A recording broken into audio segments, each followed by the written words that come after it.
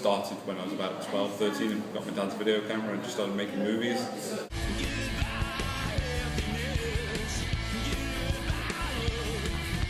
I ended up going to Staffordshire University, getting a first class in media production there and moving on doing music videos and short films and winning awards and bits and bobs.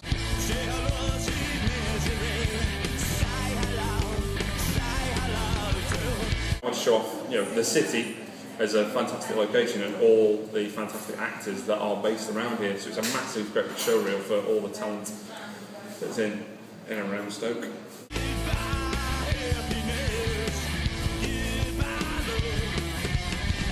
My actual ambition in life I set when I was about 12 years old, when I watched GoldenEye in the cinema, was I want to direct the 30th James Bond film.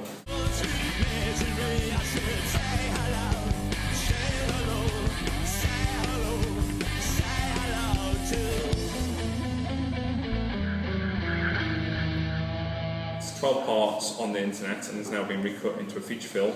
The story revolves around Newland Howell, who's a country vet who learns of his brother's disappearance in Stoke-on-Trent. So he travels to Stoke to discover where he is, but discovers villainous vampires and there's something going on with the bone china. I'm no vampire hunter.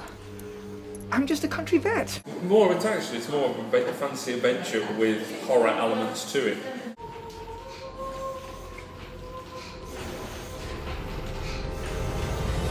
I was talking to my friend and he was telling me about his theory of vampires and rabies and how the symptoms are quite similar.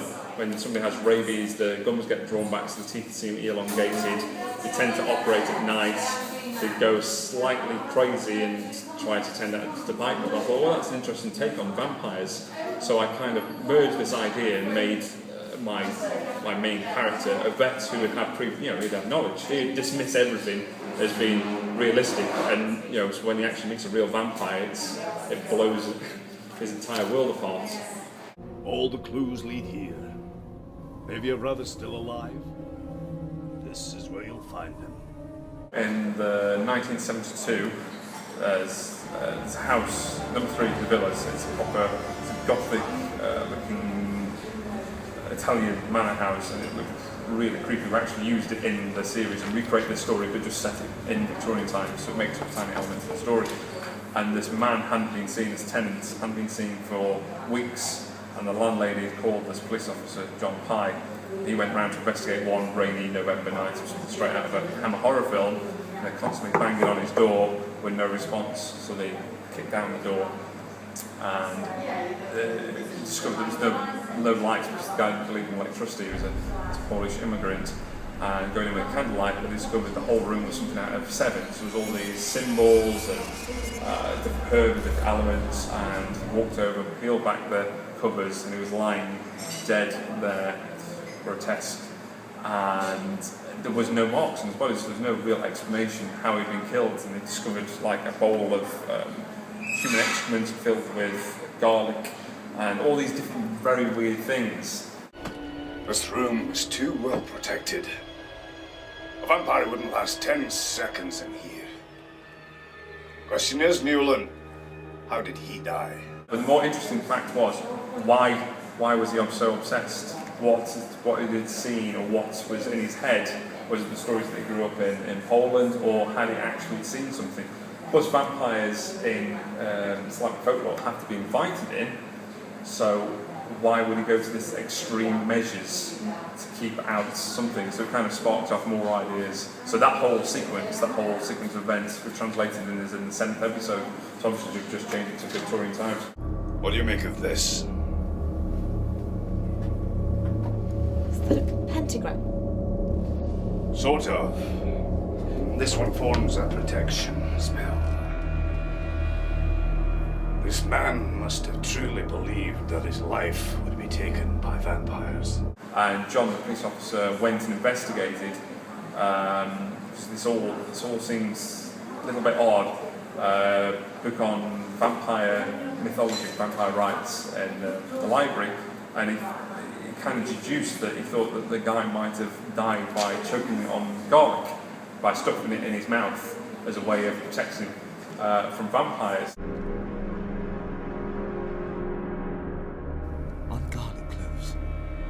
Vampires have been popular forever, really. I mean, I've really researched vampires, making this, and stories have been going around for thousands of years, really.